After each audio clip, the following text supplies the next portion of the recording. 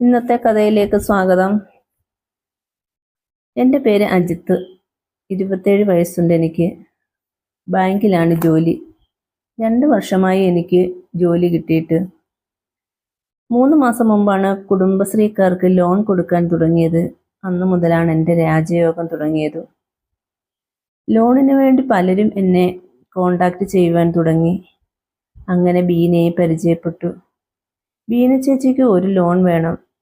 പക്ഷേ ഒരു പ്രശ്നമുണ്ട്. ചേച്ചി താമസിക്കുന്നത് വേറെ ജില്ലയിലാണ്. അതുകൊണ്ട് ലോൺ കിട്ടാൻ പ്രയാസമാണ്. എന്നാലും ശ്രമിക്കാമെന്ന് ഞാൻ പറഞ്ഞു. അന്നു മുതൽ ദിവസവും 2 വട്ടം വീതം ബീന ചേച്ചി എന്നെ വിളിക്കും. അങ്ങനെ ഞങ്ങൾ കൂടുതൽ അടുത്തു. അവളുടെ ഭർത്താവ് ഗൾഫിലാണ്. 2 കുട്ടികളുണ്ട്. ഒരു ജ്യേഷ്ഠത്തിയുണ്ട്. വല്ലപ്പോഴുമൊക്കെ വീട്ടിൽ വരും. ചിലപ്പോഴൊക്കെ ഞാൻ ശകലം മദ്യപിക്കാറുണ്ട്.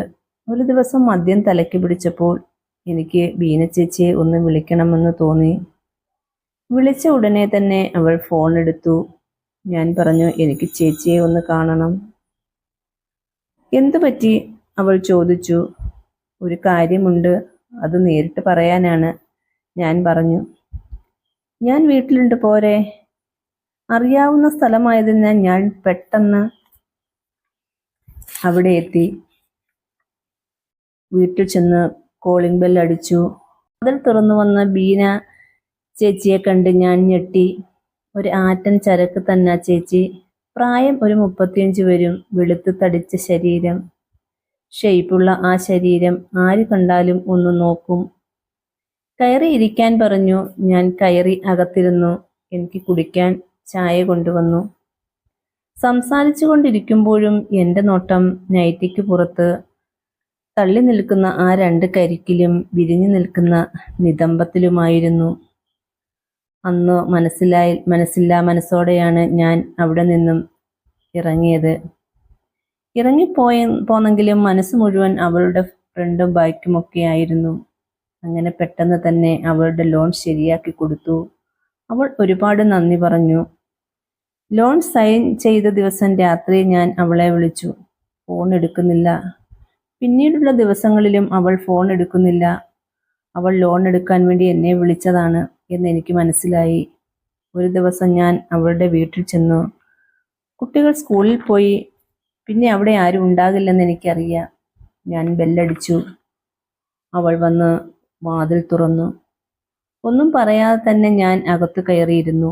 അവൾ എന്നെ ഓരോന്ന് പറഞ്ഞ് ഒഴിവാക്കാൻ നോക്കുകയാണ്. ഞാൻ എൻ്റെ ഫോണിലെ കോൾ റെക്കോർഡിംഗ് മൊത്തം എടുത്ത് അവളെ കാണിച്ചു. അത് കേട്ടപ്പോൾ അവൾക്ക് മനസ്സിലായി ഞാൻ അവൾക്ക് പണി കൊടുക്കുമെന്ന്. കുടിക്കാൻ എന്തെങ്കിലും കൊണ്ടുവരാൻ പറഞ്ഞു. അവൾ പോയി ജ്യൂസ് എടുത്തുകൊണ്ടുവന്നു. ജ്യൂസ് കൊണ്ടുവന്നപ്പോൾ അവളുടെ കയ്യിൽ കയറി പിടിച്ചു ഞാൻ. അവളെ കെട്ടിപ്പിടിച്ച് ചുമലിലോട്ട് ചാരി നിർത്തി. അവൾ തള്ളി മാറ്റാൻ നോക്കിയെങ്കിലും ഞാൻ പിന്മാറിയില്ല. പതുക്കെ എതിർപ്പ് കുറഞ്ഞു വന്നു. അവളുടെ കയ്യിൽ ഒതുങ്ങാത്ത നിതംബങ്ങൾ ഞാൻ തഴുകി. അവൾ സഹകരിച്ചു. ബെഡ്റൂമിൽ കൊണ്ടുപോയി പലതും ചെയ്തു. ഞങ്ങൾ 2 പേരും സ്വർഗത്തിൽ പറന്നു നടന്നു.